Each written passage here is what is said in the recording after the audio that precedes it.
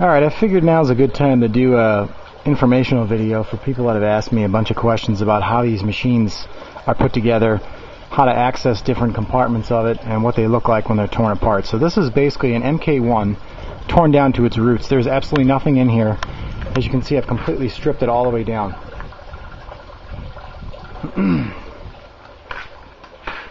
So I'll just start at the top and we'll go to the bottom. This obviously is where the marquee goes. You can see there's two speakers in there. I'm not going to use these speakers since I'm going to build a MAME machine for my coworker out of this, because I don't think this is a good candidate, like I said, to restore, since there's a lot of damage to it, and it'd take a lot of money and time and effort in here, and I don't think it's worth it in this cabinet. Here's your 4 posts that your monitor mount on. And what those do is the monitor just slips on there. Monitors all come with these brackets. I don't know if you can see it back here. Here's an arcade monitor right here. That metal frame that goes all the way around. There's 4 bolt holes, 1, 2, and then there's 2 more in the bottom there. And that's how the monitor attaches inside the cabinet. The control panel obviously is missing. As you can see, I took it off. I'll show you what that looks like. The coin door had some crazy contraption to keep people from stealing quarters, so that's something he's going to have to buy, is a coin door, which is not a big deal. You could probably get a used one and paint it up and make it look nice. But the inside of the cabinet is completely empty. I'm just kind of spinning around here and show you. I always put them on wheels. As you can see, I move it around with one hand. It needs a paint job, but he knows a guy that owns a tattoo shop and said he'd paint the custom paint all over the side and the back and inside, so that's a pretty good deal for him. But the inside is completely empty and bare now. So he can do what he wants in here. As far as anything else, past what I'm going to do, which is basically put a computer.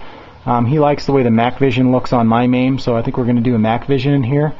He doesn't have any interest in playing his PlayStation 3 or Xbox or any of that stuff. He just wants arcades and the old emulators like I have in mine. Here's the back panel. Pretty self-explanatory how that goes on. Obviously just goes in there, and there's usually a lock.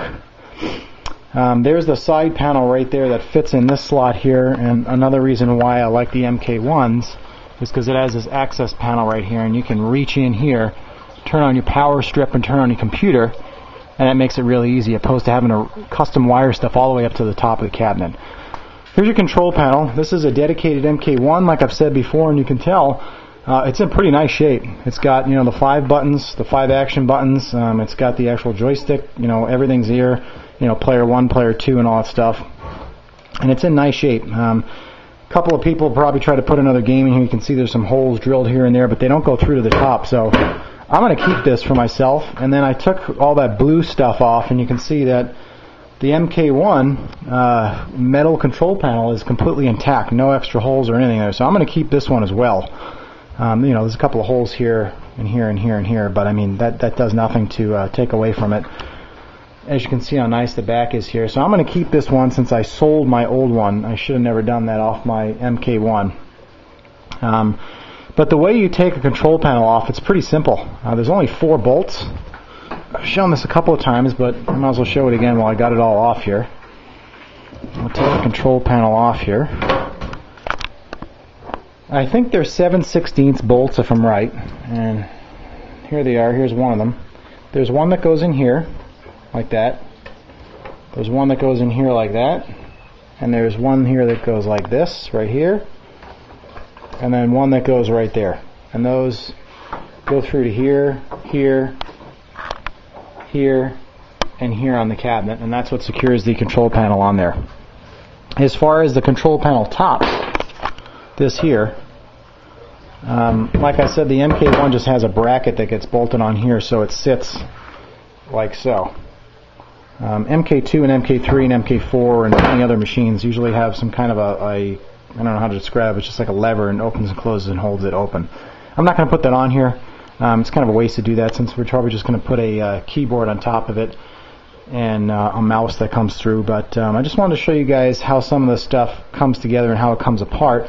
Another thing that's a lot of people don't know what it is. This is a marquee retainer, and this is the piece that fits at the top of the cabinet up here. I don't know if you can see that, but it lifts off. It's got 5 bolt holes, and it just sits there, and it's got a lip on it, and the glass and the marquee fits in this groove.